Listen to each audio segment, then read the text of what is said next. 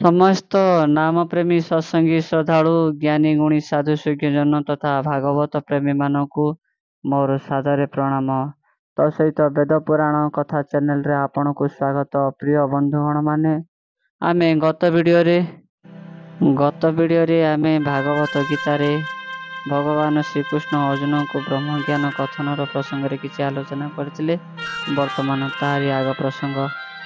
ଭାରତ ଯୁଦ୍ଧରେ ଭଗବାନ ଶ୍ରୀକୃଷ୍ଣ ନନ୍ଦିଘୋଷ ରଥରେ ସଖା ଅର୍ଜୁନଙ୍କୁ କହୁଛନ୍ତି, ହେ ପାର୍ଥ, ଆଉ ଏକ କଥା କହୁଛି ଶୁଣ। ତୁ ଯାହାକୁ ବିଷ୍ଣୁ ବୋଲି କହୁଛୁ ସେ ପରଂବ୍ରହ୍ମ ଅଟନ୍ତି। ସେ ବ୍ରହ୍ମ ପୁରୁଷ ପ୍ରକୃତିରୁ ହିଁ ଜନ୍ମ ହୋଇଥାନ୍ତି। ଇନ୍ଦ୍ରିୟମାନଙ୍କର ବିକାର ଯୋଗୁଁ ଓ ପ୍ରକୃତିଗଣ ଯୋଗୁଁ ସମସ୍ତେ ଜାତ ହୁଅନ୍ତି। ଏଣୁ ହେ ପାର୍ଥ, ଏ ଦେହରେ ଅନେକ ବିକାର ଅଛି। ଦୁଃଖ ଓ ସୁଖ ଏହି ଦୁଇଟି ଅନେକ ପ୍ରକାରର ଅଛି। ଦେହରୁ ପ୍ରକୃତିଗଣ ମାନେ ମହାବଳ ପରି ଅଟନ୍ତି। ଦେବାକୁ ନ ଦେବାକୁ ସେ ହିଁ ମୂଳ ଅଟନ୍ତି। ସେହି ପୁରୁଷକୁ ସୁଖ ଦୁଃଖ ଦୁଇ କିଛି ଲାଗେ ନାହିଁ। ମାତ୍ର ସମସ୍ତେ ପ୍ରକୃତିର ବଶ ହୋଇ ମନକୁ ସେହି ଆଡ଼କୁ ଦିଅନ୍ତି। ହେ ଅର୍ଜୁନ, ପୃଥିବୀରେ ପୁରୁଷମାନେ ଏହି ରୂପରେ ଜନ୍ମ ହୋଇଥାନ୍ତି। ଭଲ ମନ୍ଦକୁ ଧରି ଶରୀର ବୋହିଥାନ୍ତି। ସତ ରଜ ତମ ଏହି ତିନି ଗୁଣରେ ପୁରୁଷ ବଶ ହୁଏ। ଅବଶ୍ୟ କର୍ମ ଅନୁସାରେ ସେ ଫଳ ଭୁଞ୍ଜେ। ଶ୍ରୀକୃଷ୍ଣ ଭଗବାନ କହିଲେ, ହେ ପାର୍ଥ, ମାତାର ରଜ ଓ ପିତାର ବୀର୍ଯ୍ୟଯୁକ୍ତ ସମୟରେ ଯେଉଁ ସନ୍ତାନ ଆସିବ ସେହି ସନ୍ତାନର କପାଳରେ ବିଧାତା ତାହାର କର୍ମ ଲେଖି ଦେଇଥାଏ।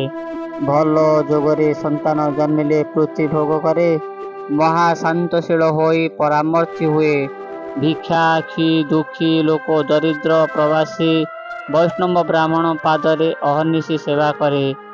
ସେହି ସନ୍ତାନ ମହାକ୍ଷମାଶୀଳ ହୋଇ ବିଷ୍ଣୁଙ୍କୁ ପ୍ରୀତି କରେ। ସଂସାର ଅନ୍ତେ ତାହାର ଦେହ ମୋକ୍ଷ ପ୍ରାପ୍ତି ହୁଏ। ହେ ଧନଞ୍ଜୟ, ଯାହାର ଜନ୍ମ କର୍ମ ଶୁଭ ନୁହେଁ ତଥାପି ତା ଦେହରେ ଜ୍ଞାନ ପ୍ରବେଶ କଲେ, ଆଦିଷ୍ଟ ହୋଇ ଗୁରୁଙ୍କୁ ସେବା କଲେ, ପରମ ପୁରୁଷଙ୍କ ଠାରେ ଲୟ ରଖି ସଂସାରରତ ହୋଇ ଗୁଣମାନଙ୍କର ଭୋଗ ମନରେ ନ ପାଞ୍ଚି ବ୍ରହ୍ମା ଇନ୍ଦ୍ର ଶିବ ଅଗ୍ନିଙ୍କୁ ଭକ୍ତି କଲେ, ସେ ଲୋକ କିଛି ପରିମାଣରେ ସୁଫଳ ପାଏ। ହେ ଅର୍ଜୁନ, ସମସ୍ତଙ୍କ ଦେହରେ ପରମେଷ୍ଟି ବିଦ୍ୟମାନ। ସେ ଅନ୍ତର୍ଯ୍ୟାମୀ ଭାବେ ସବୁଠାରେ ବସିଥାନ୍ତି। ପ୍ରକୃତି ପୁରୁଷ ଏ ଦୁଇକୁ ଘେନି ଭଲ ମନ୍ଦ ନେଇ ସଂସାରରେ ଜନ୍ମ ନିଅନ୍ତି। କିଛି ଲୋକ ନିଜ ହେତୁକୁ ମନରେ ଘେନି ମନ ଧ୍ୟାନରେ ହୃଦୟକୁ ଚିହ୍ନି ଆତ୍ମାକୁ ଦେଖନ୍ତି। କିଛି ଲୋକ ପ୍ରକୃତି ପୁରୁଷ ଭିନ୍ନ ନୁହେଁ ବୋଲି ବିଚାର କରନ୍ତି। କିଛି ଲୋକ ଆତ୍ମା ପୁରୁଷକୁ ନିଜ ହୃଦୟରେ ଚିହ୍ନି ପାରିଥାନ୍ତି। କିଛି ଲୋକ ଏହାକୁ କିଛି ଜାଣି ପାରନ୍ତି ନାହିଁ। ଯିଏ ଜାଣିଛି ତାକୁ ଗୁରୁ କରି ଜାଣିବାକୁ ଆଗ୍ରହୀ ଥାଆନ୍ତି।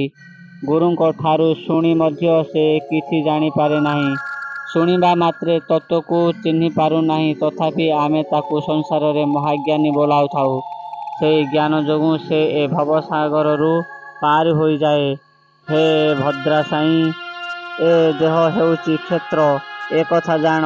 ଦେହରେ ଆତ୍ମା ଥିବାରୁ ଦେଇ କ୍ଷେତ୍ର ବୋଲାଏ। କ୍ଷେତ୍ର ଓ ଆତ୍ମା ବଳରେ ପ୍ରାଣୀ ସଂସାରରେ ଜନ୍ମ ହୁଏ। କୀଟ ପତଙ୍ଗ ସ୍ଥାବର ଜଙ୍ଗମ ସମସ୍ତଙ୍କ ଦେହରେ ଆତ୍ମା ଜାତ ହୁଏ। ସବୁ କାଳରେ ଏହା ଅକ୍ଷୟ ମହାତ୍ମା ଅଟେ। ବ୍ରହ୍ମା ସମେତ ଯେତେକ ପୃଥିବୀରେ ଜନ୍ମ ନେଇଥାନ୍ତି, ସମସ୍ତଙ୍କ ଦେହ ନାଶ ଯାଏ। ଅର୍ଜୁନ, ହେ ଅର୍ଜୁନ, ମୋତେ ଯିଏ ଚିହ୍ନି ପାରେ ମୁଁ ତାକୁ ଚିହ୍ନେ ଓ ସେ ହିଁ ମୋହର ଆତ୍ମା ଅଟେ। ମୋ ଅଙ୍ଗରେ ବ୍ରହ୍ମା ଶିବ ହରି ସମସ୍ତେ ଅଛନ୍ତି। ଆତ୍ମା ରୂପରେ ରହି ତାଙ୍କ ସହିତ ନାନା ରଙ୍ଗରେ ଖେଳନ୍ତି। ଯେଉଁ ଜନ ସମସ୍ତଙ୍କୁ ସମାନ ଭାବେ ବାସୁଦେବ କହନ୍ତି ଯେ ସେହି ପ୍ରାଣୀ ତରି ଯାଆନ୍ତି। ହେ ପାର୍ଥ, ପ୍ରକୃତି ବଳ କହିଲେ ନ ସରେ। ଜ୍ଞାନୀମାନେ ତାକୁ ଚିହ୍ନି ଓଟାରି ଆଣନ୍ତି। ଯେଉଁମାନେ ସର୍ବଜୀବ ଠାରେ ହୃଦୟରେ ଦୟା ରଖନ୍ତି ଓ ମନେ ମନେ ସବୁ ତୀର୍ଥକୁ ପଢ଼ି ସ୍ନାନ କରେ ଓ କୁହେ ସବୁ ଆତ୍ମା କିଛି ପ୍ରୟୋଜନ ଅଛି ଏବଂ ସେହି ପ୍ରାଣୀ କୁହେ ଆତ୍ମାରେ ପରଂବ୍ରହ୍ମ କର୍ତ୍ତା ହେଉଛନ୍ତି ଶ୍ରୀକୃଷ୍ଣ, ଏହି ପ୍ରାଣୀମାନେ ସର୍ବଜନ ମଧ୍ୟରେ ସାର ଅଟନ୍ତି। ହେ ପାର୍ଥ, ଏବେ ମୂର୍ଖ ଲୋକଙ୍କର କଥା କହୁଛି ଶୁଣ। ପ୍ରକୃତି ଅଜ୍ଞାନ ବଶରେ ଯେଉଁ ମୂର୍ଖ ଲୋକାଚାରରେ ପୁଣ୍ୟ କରେ ପୁଣି ପାପ କରେ, ନିଜ ପରାକ୍ରମ ବଳରେ ଧାର୍ଯ୍ୟ ଓ ଦମ୍ଭକୁ ନେଇ ପ୍ରକୃତି ବଶରେ ମୋତେ ଚିହ୍ନି ପାରେ ନାହିଁ, ସେମାନଙ୍କର ବିଚାର କେବଳ ଜ୍ଞାନୀମାନଙ୍କୁ ଜଣାଥାଏ। ଏହି ମୂର୍ଖ ଲୋକମାନେ କୁହନ୍ତି ଯେ ଆମେ ଆତ୍ମାକୁ ଚିହ୍ନିଛୁ, ହେଲେ ସେମାନେ ଅଳ୍ପ ଦିନରେ ମରନ୍ତି। ହେ ଅର୍ଜୁନ, ପ୍ରଳୟ କାଳରେ ସମସ୍ତେ ବାସୁଦେବଙ୍କ ଦେହରେ ମରି ପଶନ୍ତି। ଯେତେବେଳେ ପ୍ରଭୁ ସୃଷ୍ଟିଜାତ କରନ୍ତି, ଯିଏ ଯାହାର ମୂର୍ତ୍ତି ଧରି ପୁଣି ଆସନ୍ତି, ଶରୀର ଧରି ଆତ୍ମାକୁ ପ୍ରକାଶ କରନ୍ତି, ସମସ୍ତେ ପ୍ରକୃତିଗଣ ପଛରେ ଗୋଡ଼ାଇଥାନ୍ତି। ହେ ସଖା, ସମସ୍ତଙ୍କର କାୟା ତ୍ରିଗୁଣରେ ନିର୍ମାଣ ହୋଇଛି। ଏସବୁ ଭିଆଣ କେବଳ ଅନାଦି ପୁରୁଷଙ୍କର ମାୟା ଅଟେ ଅର୍ଜୁନ। ତେଣୁ ଏହି ଆତ୍ମା ଅଟେ ବିଶୁଦ୍ଧ ନିର୍ମାଣ। ପ୍ରକୃତି ଦେହରୁ ଆତ୍ମା ବିଲଗ୍ନ ଅଟେ। ଆତ୍ମା ତ୍ରିଗୁଣ ରଜ୍ଜୁରେ କେତେବେଳେ ବନ୍ଧା ନୁହେଁ। ସୂର୍ଯ୍ୟ ଉଦୟ ବେଳେ ଯେପରି କିରଣ ଜଗତ ଯାକ ବ୍ୟାପେ ଓ କାହାର ଦେହରେ ସୂର୍ଯ୍ୟ କିରଣ ଲାଗି ନଥାଏ, ଏହି ରୂପରେ ଆତ୍ମା ଦେହରେ ବିହାର କରେ, ଆଦିତ୍ୟ ପରି ବିଲଗ୍ନ ହୋଇଥାଏ। ହେ ଅର୍ଜୁନ, ଆତ୍ମାର ପରିଗୁଣ ଏତେ ପ୍ରଖର ଅଟେ ଯେ ପ୍ରାଣୀଙ୍କ ଦେହରେ ଥାଏ କିନ୍ତୁ ତାହାର ଗୁଣ ଲାଗି ନଥାଏ। ସକଳ ଘଟେ ହୋଇଛି ଜାଣ ପରକାଶ, ଦେହରୁ ବିଲଗ୍ନ ଭାବେ ଆତ୍ମା କରେ ବାସ। ଅର୍ଜୁନକୁ ଭଗବାନ ଶ୍ରୀକୃଷ୍ଣ କହୁଛନ୍ତି, ହେ ପାର୍ଥ, ଜ୍ଞାନୀ ଲୋକମାନଙ୍କୁ ଜ୍ଞାନ ବଳରେ ଜ୍ଞାନ ଦୃଷ୍ଟିକୁ ଦର୍ପଣ ଛାୟା ପରି ଦିଶେ। ଦେହର ଆତ୍ମା 10 ଇନ୍ଦ୍ରିୟ ଓ 25 ପ୍ରକୃତି ପୁରୀ ହୋଇ ରହିଥାନ୍ତି। ଏହାକୁ ଏକା ସୁପଣ୍ଡିତମାନେ ଚିହ୍ନି ପାରିଥାନ୍ତି। ଏହି ପଣ୍ଡିତମାନଙ୍କୁ କେବଳ ଶ୍ରୀକୃଷ୍ଣ ପରମ ଗତି ଦେଇଥାନ୍ତି। ଦେବରାୟ କହିଲେ, ହେ ଧନଞ୍ଜୟ, ସୁବିଜ୍ଞ ଜନମାନଙ୍କର ସନ୍ଧି କଥା ଶୁଣ। ସବୁ ଦେହ ସମସ୍ତଙ୍କର କ୍ଷେତ୍ର ଅଟେ। ଭକ୍ତମାନେ ଶ୍ରବଣରେ ଶୁଣି ତରିଯିବେ। ନୃସିଂହ ପୁରାଣର 7ମ ଖଣ୍ଡକୁ ବ୍ରହ୍ମାଙ୍କ ଠାରୁ ନାରଦ ଶୁଣୁଥାନ୍ତି। ଅଷ୍ଟାଦଶ ପୁରାଣରେ ଯେତେ ଅର୍ଥ ସାର, ସେ ସବୁର ସାର ବ୍ରହ୍ମା ବାଛି ବାଛି ନାରଦ ଆଗରେ କହୁଛନ୍ତି। ଭାଗବତ, ଭାରତ, ଶ୍ରୀଗୀତା, ରାମାୟଣ ଏସବୁ ଯିଏ ଶୁଣିଲା, ସେ ସବୁ ପୁରାଣ ଶୁଣିଲା ବୋଲି ଜାଣ ଅର୍ଜୁନ। ନାରଦ କହିଲେ, ଭୋ ପିତା, ଏସବୁ ମୋତେ ସିନା ଶୁଣାଇଲେ, ହେଲେ ସଂସାରର ଲୋକମାନଙ୍କ ପାଇଁ ଏହା କିପରି ପ୍ରାଞ୍ଜଳ ହେବ? ବ୍ରହ୍ମା କହିଲେ, ଦ୍ୱାପର ଯୁଗ ଅନ୍ତେ କୁରୁସୂତ ଓ ପଣ୍ଡୁସୂତ ଯୁଦ୍ଧ ଲାଗିବେ।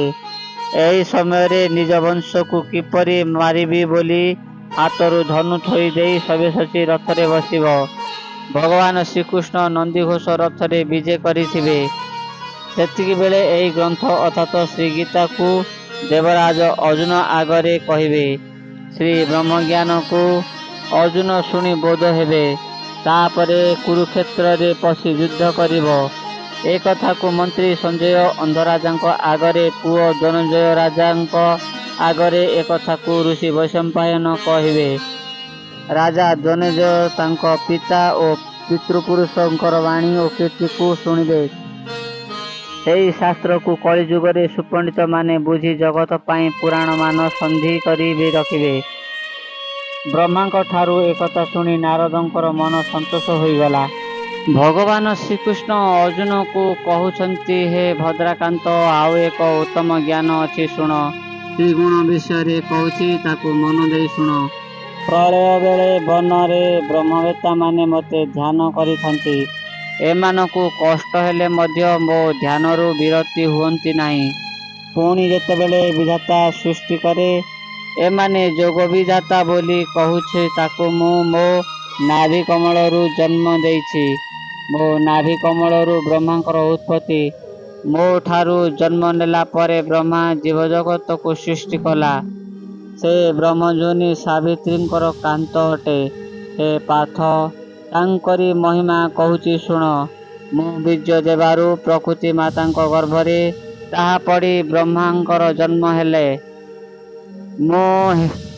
ମୁଁ ବୀର୍ଯ୍ୟ ଦେବାରୁ ପ୍ରକୃତି ମାତାଙ୍କ ଗର୍ଭରେ, ତାହା ପଡ଼ି ବ୍ରହ୍ମା ଜନ୍ମ ହେଲେ। ମୁଁ ଅନାଦିନାଥ, ସେ ଆଦିମାତା ଅଟନ୍ତି ପାର୍ଥ।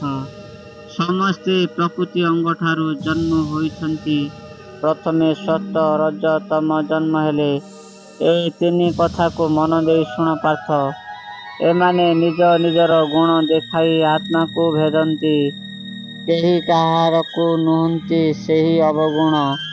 ଯେଉଁ ଗୁଣରୁ ଯିଏ ଉତ୍ପତ୍ତି ହୋଇଛି ସେ କଥାକୁ କହୁଛି ଶୁଣ ଅର୍ଜୁନ।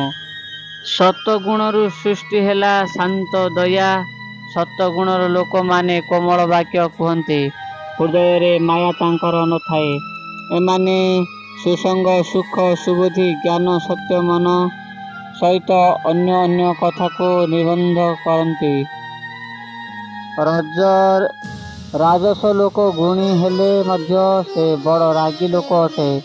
ରାଗରୁ ତାହାର କ୍ରୋଧଜାତ ବେଗୀ ହୁଏ। ଏହି ଲୋକ ଯାହାକୁ ହସି ହସି କହିବ ସେ ହସରେ ତାହାର ପ୍ରମାଦ ଥିବ। ଏହି ଗୁଣର ଲୋକମାନଙ୍କଠାରେ ଅଳ୍ପକେ କ୍ରୋଧଜାତ ହୋଇଥାଏ। ଏହାର ଅଙ୍ଗରେ ହିଂସା ପ୍ରମାଦ ଓ କ୍ଲେଶ ଜନ୍ମ ନିଏ। ଏ ଲୋକ କପଟୀ ଓ ଲୋଭୀ ପ୍ରକୃତିର ଅଟେ। କପଟୀ ହୋଇ ଲୋକଙ୍କୁ ନାଶ କରେ। ହେ ଅର୍ଜୁନ, ସାତ୍ୱିକ ଲୋକର ଉତ୍ତମ ଓ ଦୁର୍ଲଭ ଗୁଣ ଅଟେ।